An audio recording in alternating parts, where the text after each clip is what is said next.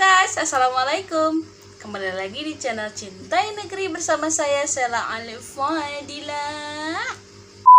Dalam rangka menyambut hari jadi Kabupaten Ciamis yang ke-379, tepatnya jatuh pada tanggal 12 Juni, maka saya sebagai mojang asli Ciamis akan membawakan atau mengulik sejarah asal-usul terbentuknya Kabupaten Ciamis.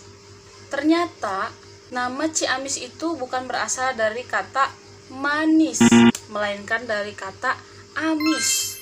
Kok bisa sih? Tonton terus ya sampai habis video ini agar kalian bisa mengerti. Oke, gak usah berlama-lama lagi, kita langsung ke pembahasannya. Di wilayah Jawa Barat terdapat sebuah kerajaan yang bernama Kerajaan Tarumanegara. Kerajaan Tarumanegara ini termasuk kerajaan tertua yang ada di Indonesia. Ketika Kerajaan Tarumanegara mulai memudar, muncul dua kerajaan baru yang bernama Kerajaan Sunda dan Kerajaan Galuh. Kerajaan Galuh dipimpin oleh Wreti Kandayun sekitar abad ke-7 Masehi, tepatnya tanggal 23 Maret 612 Masehi. Wreti Kandayun semula berkuasa di daerah Kendan, dan daerah Kendan itu termasuk dari wilayah kekuasaannya Tarumanegara pada masa pemerintahan Raja Tarusbawa Pamor. Hingga akhirnya Kerajaan Tarumanegara mulai memudar. Keadaan ini dimanfaatkan oleh Wreti Kandayun untuk memisahkan Kendan dari kekuasaan Tarumanegara. Kemudian memindahkan pusat pemerintahannya ke daerah Bojonggaluh, Karangkamulian. Sedangkan Raja Tarusbawa membentuk kerajaan baru yang bernama Kerajaan Sunda. Sebagai kelanjutan dari Kerajaan Tarumanegara, dua kerajaan ini, Sunda sama Galuh, melakukan perundingan dan menyepakati bahwa Sungai Citarum sebagai batas dari wilayah dua kerajaan ini. Sekitar abad ke-13, pusat pemerintahan Kerajaan Galuh terletak di daerah Kawali. Kerajaan Galuh mencapai masa kejayaannya, terutama pada masa pemerintahan Maharaja Niskala Wastu Kencana. Ketika Kerajaan Galuh dipimpin oleh Sanjaya, tahun 723 sampai 732, Raja Sanjaya menjadi menantu dari Kerajaan Sunda. Sehingga dua kerajaan itu, Sunda dan Galuh, bersatu menjadi Kerajaan Sunda Galuh. Kerajaan Sunda Galuh sempat berpisah. Namun Prabu Siliwangi atau yang disebut dengan Sri Baduga Maharaja, yang merupakan putra dari Prabu Dewa Niskala, menyatukan kembali dua kerajaan tersebut dan melahirkan kerajaan yang lebih besar lagi yang sekarang dikenal dengan Kerajaan Pajajaran, yang pusat pemerintahannya berada di Bogor. Bukti peninggalan Kerajaan Galuh bisa ditemukan di Ciamis. Seperti prasasti-prasasti ini terdapat di Astana Gede Kawali.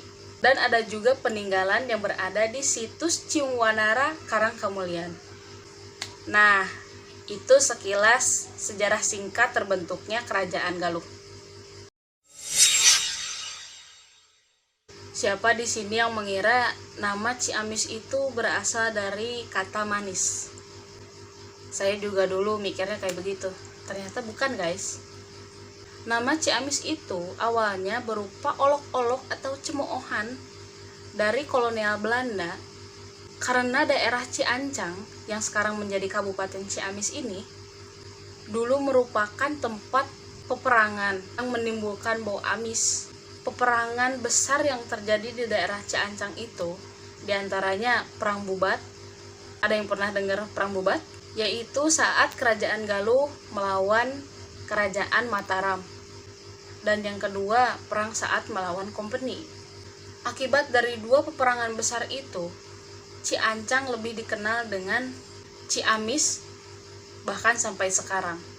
Tapi nama Ciamis itu hanya sebutan saja, belum diresmikan. Dan daerah Ciancang masih disebut dengan Galuh. Saat Belanda mulai menguasai Nusantara termasuk Kabupaten Ciamis ini, Arya Sastrawinata ditunjuk oleh Belanda untuk menjadi bupati di daerah Galuh. Padahal Arya ini bukan keturunan langsung dari Prabu Haurkuning ataupun bupati sebelumnya. Pada saat itu Belanda sedang menerapkan politik pecah belah karena semua keturunan Prabu Haurkuning memberontak ke pemerintahan kolonial Belanda saat itu. Menurut Profesor Asobana Harja Saputra MA, beliau merupakan intelektual Sunda, sejarawan senior, dan merupakan guru besar di Universitas Pajajaran dan Universitas Galuh, berpendapat pergantian nama Galuh ke Ciamis itu hanya didasarkan pada alasan pribadi Tumenggung Arya Sastrawinata. Ia tidak mau dianggap sebagai keturunan Galuh karena ia adalah keturunan langsung dari Bupati Karawang. Padahal Bupati Sastrawinata masih keturunan dari Adipati Galuh Kertabumi ke-1. Hingga akhirnya pada tahun 1914 saat Galuh dipimpin oleh Tumenggung Arya Sastrawinata, beliau mencetuskan atau memberi usulan agar nama Galuh diganti dengan nama Ciamis. Hingga akhirnya tanggal 1 Januari 1916 Belanda menyetujui usulan tersebut. Oke guys, itu cerita singkatnya kenapa Galuh berubah nama menjadi Ciamis. Apa pendapat kalian? Tolong komen di bawah. Ini pendapat saya. Jadi kalau ditanya gimana perasaannya setelah mendengar atau tahu sejarahnya itu, jadi saya rasanya sedih. Padahal nama Galuh itu kayak sesuatu yang gagah, berani gitu. Banyak maknanya, sedangkan Ciamis hanya gara-gara bau amis. Ya Allah. Tapi mau gimana lagi, itulah namanya sejarah. Kita harus mengetahui sejarah daerah masing-masing. Tapi guys, baca di berita, di Google terutama, ada artikel yang menyebutkan bahwa masyarakat Ciamis dan niatan mengganti nama Ciamis ke Galuh lagi. Kalau seandainya itu kejadian, saya dukung 100% lah pokoknya kalau seandainya itu kejadian ya. Tapi itu kan wilayahnya pemerintahan. Saya hanya menyampaikan aspirasi, menyampaikan dukungan. Kalau seandainya wacana itu memang terjadi, saya pasti akan mendukung. Karena udah tahu sejarahnya kayak begitu, pantas lah, wajar lah gitu kalau seandainya Ciamis berubah nama menjadi Galuh. Buat kalian, kalau seandainya Ciamis nih berubah nama jadi Galuh lagi, tulis pendapat kalian di kolom komentar ya. Sebelum berpisah, saya mau mengucapkan mohon maaf jika ada kesalahan nama, penyebutan nama, tempat, ataupun hal yang lainnya yang menyangkut sejarah. Saya mohon maaf sekali. Saya tidak ada bermaksud untuk melecehkan ataupun yang lainnya. Saya di sini hanya ingin berbagi. Siapa tahu warga Ciamis seperti saya baru mengetahui sejarah dari terbentuknya Kabupaten Ciamis. Buat kalian juga yang mau mendukung channel Cintai Negeri, cukup tekan tombol subscribe agar channel ini berkembang lebih maju lagi. Sampai ketemu di video selanjutnya.